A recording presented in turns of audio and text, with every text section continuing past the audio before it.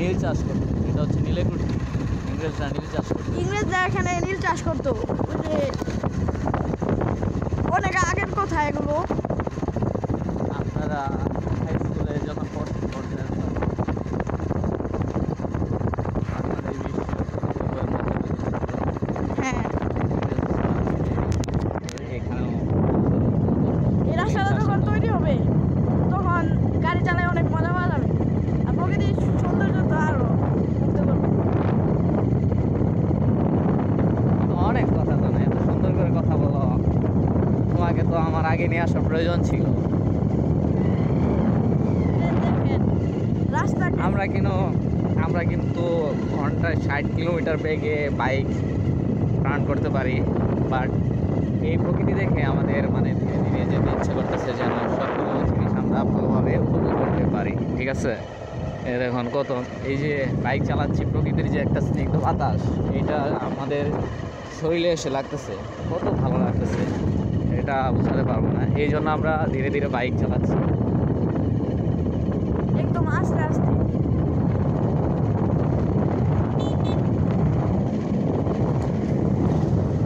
Auto যাচ্ছে, auto, এগুলো হচ্ছে আমাদের গ্রামের মধ্যে। এই জায়গাটা কিন্তু অনেক সুন্দর লাগে। হ্যাঁ, এই জায়গাটা অনেক সুন্দর। একদম পাহাড়ে, এই যে ডান সাইডে একটা পাট ক্ষেত ছিল, বুঝছেন? আরও মিনিমাম 5 বছর আগের কথা ঘটনা। এখানে অনেক দূরে একটা লোক এখানে মেরে রেখে গেছিল।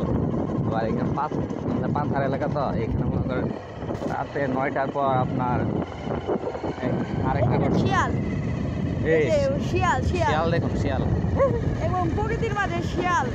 এই গ্রাম অঞ্চলে আসলে, আমাদের অঞ্চলে Wow, আসলে দুইটা। দুইটা গ্রাম অঞ্চলে আসলে এরকম শিয়ালের অভাব নাই।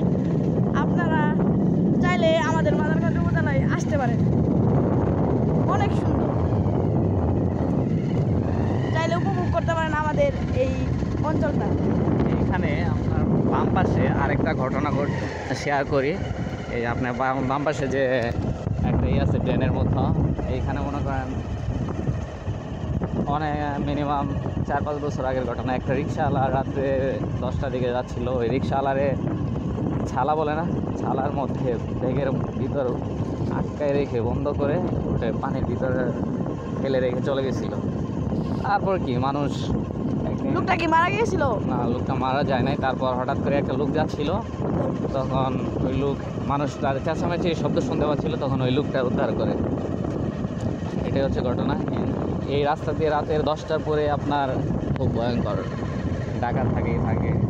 ডাকাত না, ছিনতাইকারী থাকতেই পারে রাতে পাহাড় এলাকা।